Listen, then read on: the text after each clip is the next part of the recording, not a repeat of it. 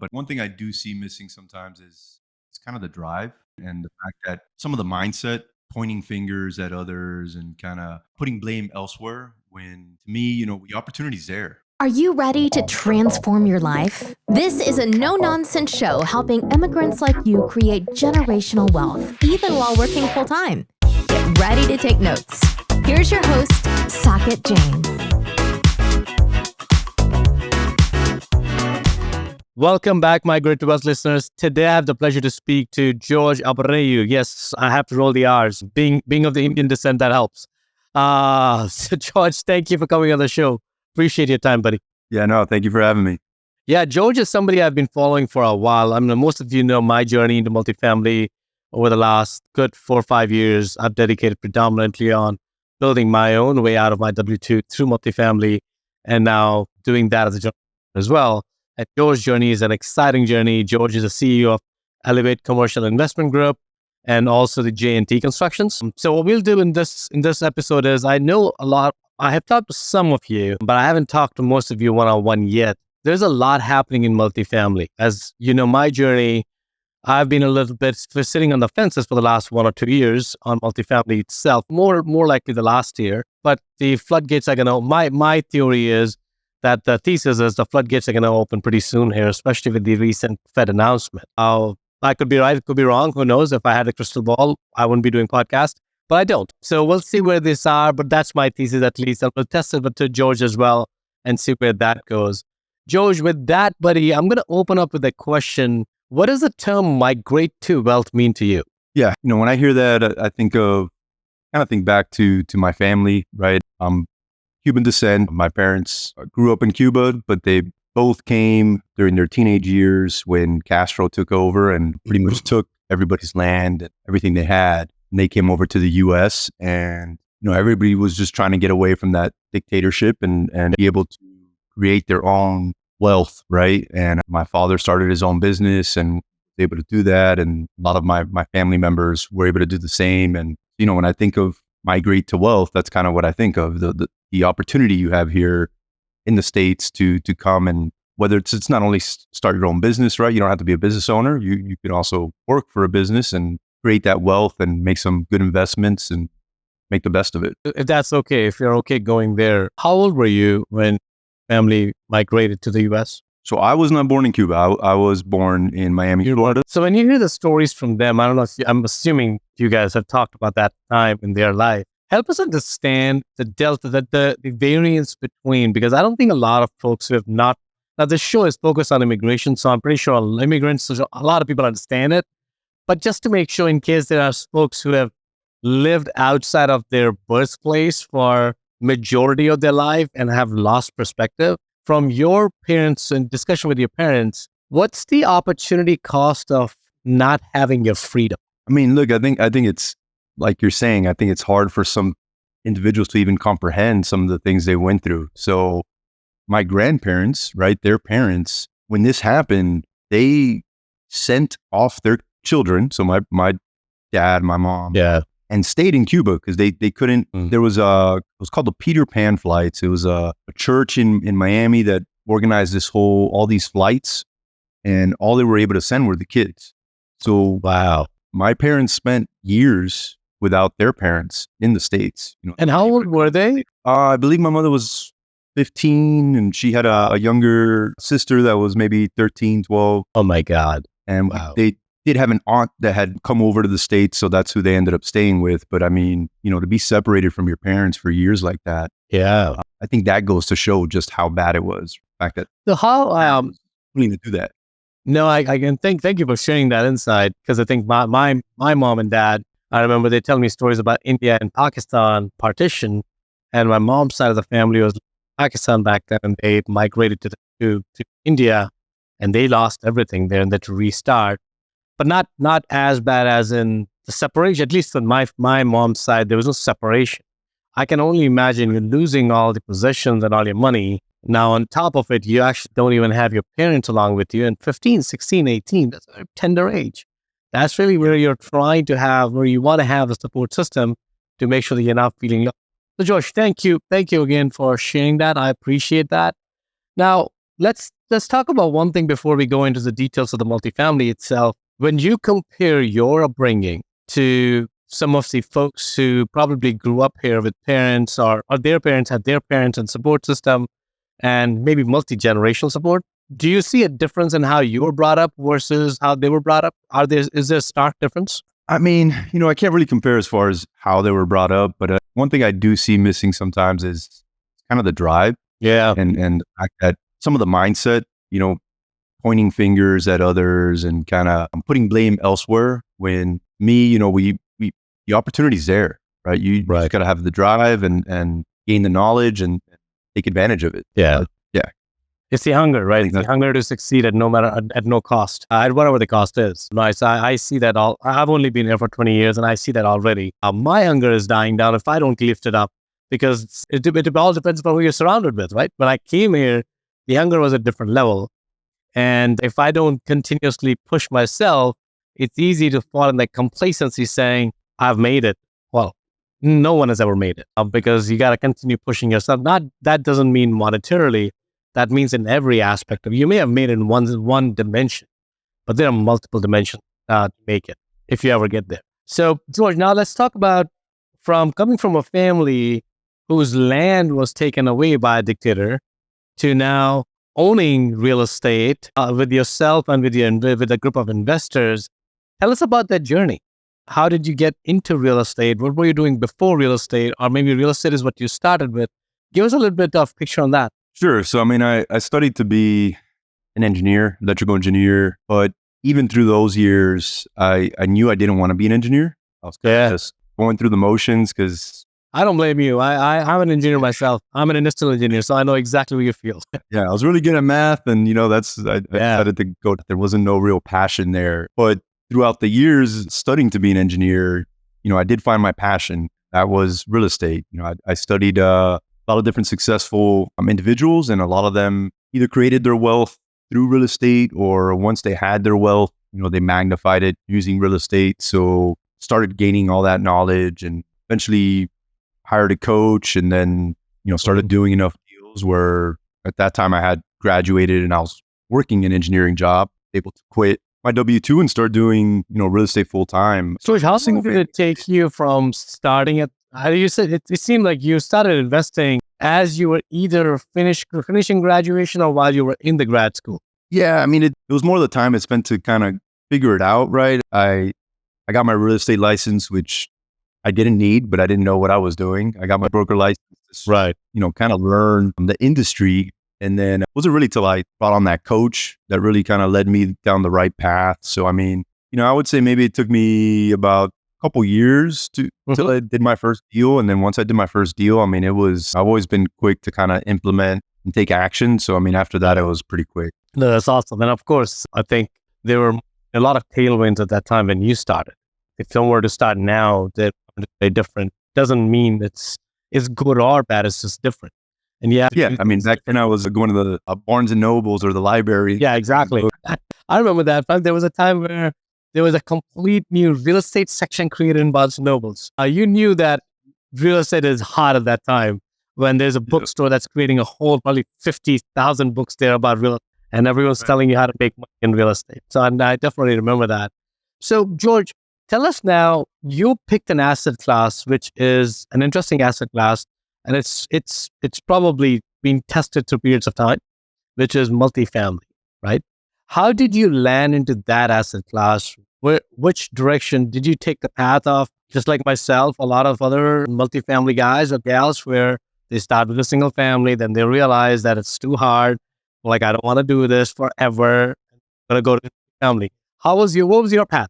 Yeah, I mean, pretty similar to what you described. Yeah. I started with the single family space. I did anything and everything you can think of in that space, from fix and flips, did a ton of fix and flips, built out a portfolio, rental portfolio. Added some small multi-family at that time as well, and kept wanting to scale and found it harder and harder to do more with the single family, to the point where, I was finally introduced to multifamily syndications and being able to bring investors with us to acquire these deals. That's really what opened my mind to that side of things, because before then I was like, man, you need billions to to close on these 100 plus unit apartments. But yeah, everything changed after that.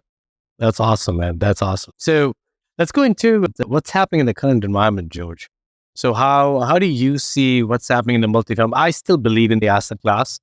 I don't think the asset class is going anywhere anytime soon, especially when you compare it to real estate investment, other real estate opportunities. Not that it's the only asset class, it's a pretty strong asset class. So where do you see as if you look into the crystal ball in the next 4 to 6 months, and maybe before we even go into the future, let's paint a picture of what has happened over the last year or so that people can understand that the diametrically opposite things that may have start to happen in the next few months. At least that's my prediction. Yeah, I mean, look, I think the asset class has gone through a lot. It's been tested a lot. Yeah.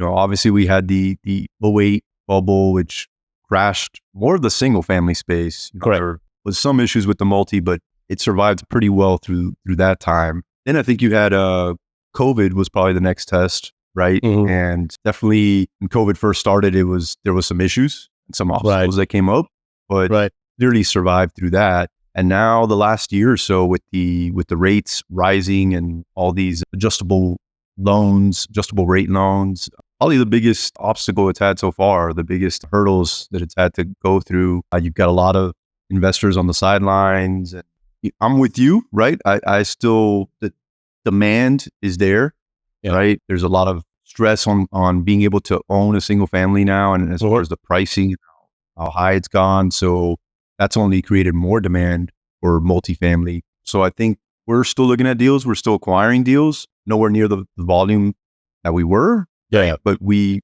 think it's only going to get better from here as the rates, maybe trickle down a little bit this year. I think 2025 is going to be a pretty strong year, and it's going to keep going up from there. So how are you looking at deals differently right now, George, than you were looking at, let's say, 2 years ago?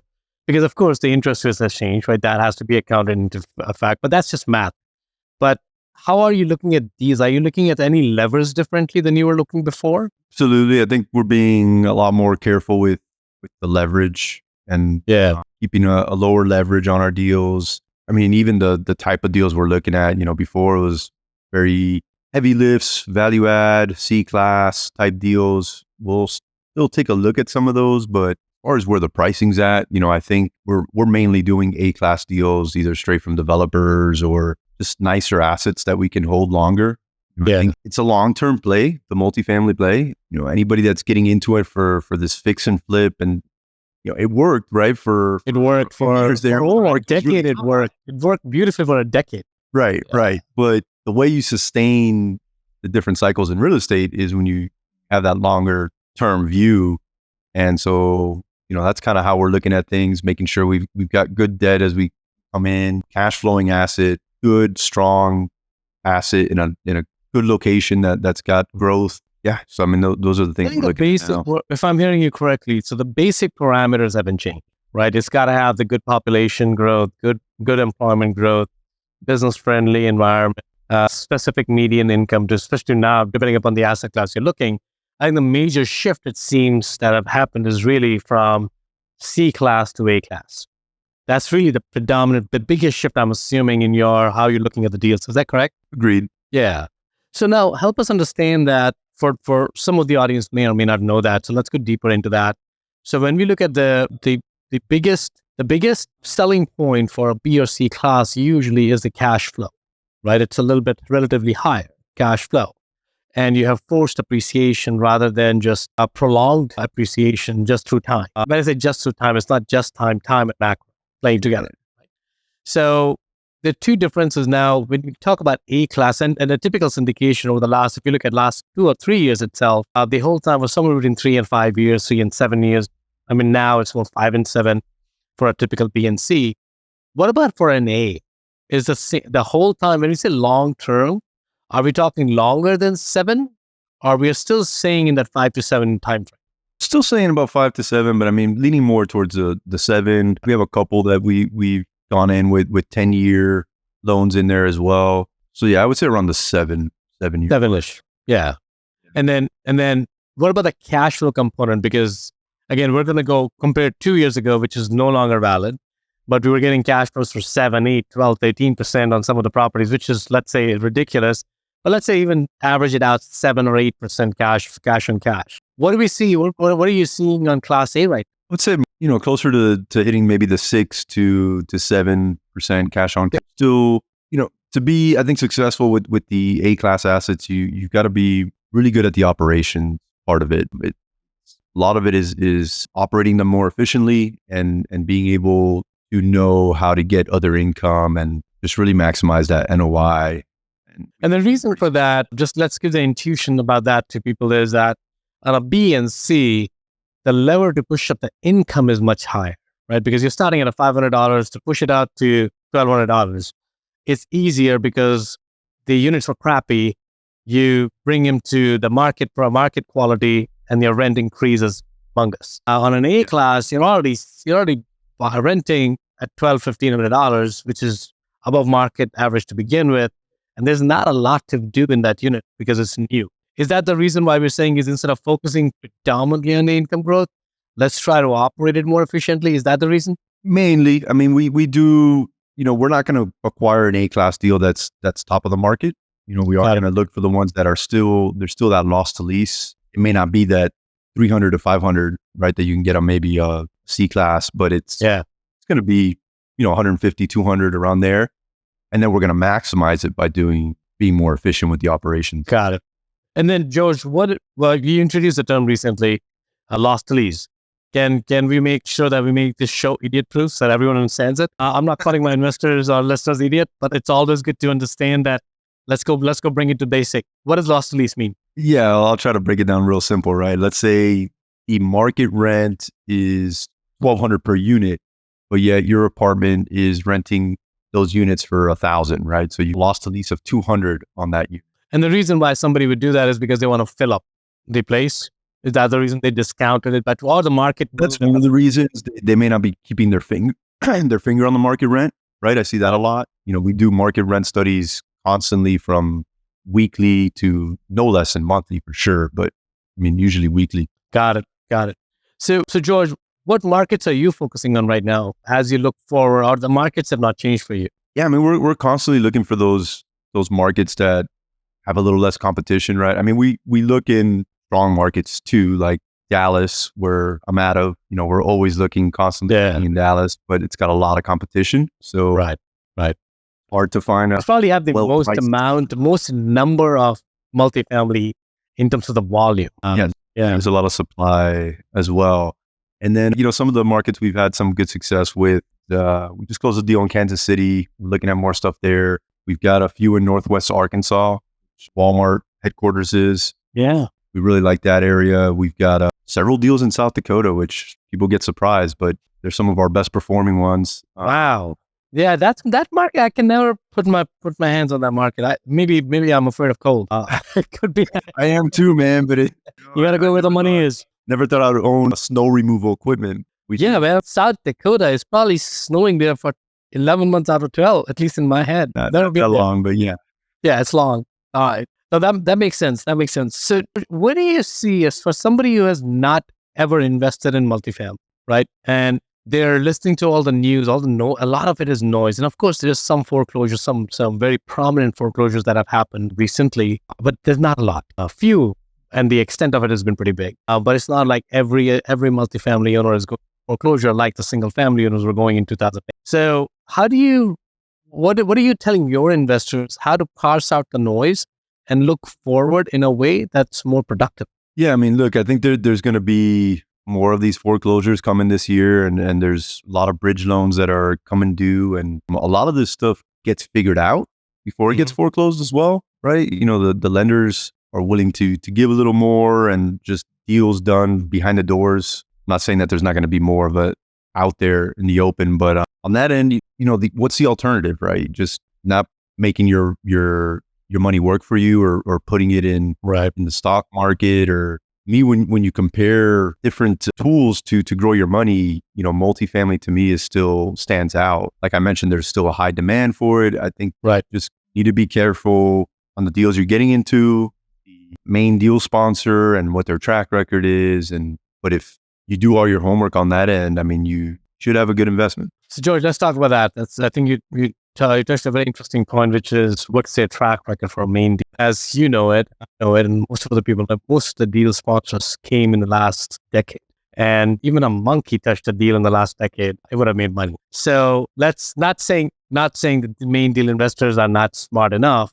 But again, the question is going to be, if somebody says I have a decade of track record and look what I've done 30, 40% IRR for my investors, how do they parse out, was it timing? Was it market? Was it the operations? Because at this time, if this point in time where we're sitting, operations, a good operator is going to make or break the deal. It's not going to be the time. There may be time, but betting on the time is like gambling. We don't want to do that. We want to bet on the right operator. So how do people parse that out? I think it's more of asking the right questions as far as kind of getting down to, okay, who's on that team? How is it a one-man show or a couple individuals that are doing this part-time and they still got another job on the side? And it takes a lot to really operate at a high level, these multifamily apartments. It takes a team of people, not just one individual. So I would ask questions more on that level, like break down your team, show me who's in charge of what makes you and your team different than the rest, and kind of focus on that and not so much the IRR and what they've done in the past, because what they could have played a really small piece in what was done there. True. And kind of asking about that. Look, I've got nothing against maybe a co-GP that's partnering with somebody else that's more experienced. That's fine. But I also want to know who that more experienced person is. Right. I want to get, questions about them answered and whatnot, not to bypass that co-GP, but more to know who's actually handling the day-to-day. Yeah. Now, as an investor, as a retail investor, of course, I have multiple choices. So once you get plugged into the right network, you have multiple choices of which sponsor you want to work with and all that stuff. If I'm going through, let's say, somebody who's pulling in $5 million versus me contributing $50,000, right? As an retail investor, you may be putting in $5 million, but chances are you're doing 25, 50, 100, depending upon what your capabilities are. Somebody who's coming in with $5 million raise versus somebody who's investing $50,000, is the due diligence different? Because the question a $25,000 investor is going to ask could serve as more of a headache for a main sponsor, right? And I'm using these terms very liberally. It doesn't mean it's a headache. It's just that if you're asking them 1,000 questions, at some point they're going to ask the question, okay, how much are you thinking of putting in? And if you're going to say $25,000, chances are they're going to say that let's talk after the deal is done because we need to close this deal. And I'm happy to answer all the questions. Versus somebody, if you're going with a group who's investing in $5, $7, $10 million, chances are they either have already asked those questions or they have the power to negotiate, at least get to the answer for those questions. Okay. So are you comparing an investor that's going to invest $50,000 to an investor that's going to invest $5 million? Is that what you're saying? To an investor who's going with a co-GP who's going to invest $5 million, right?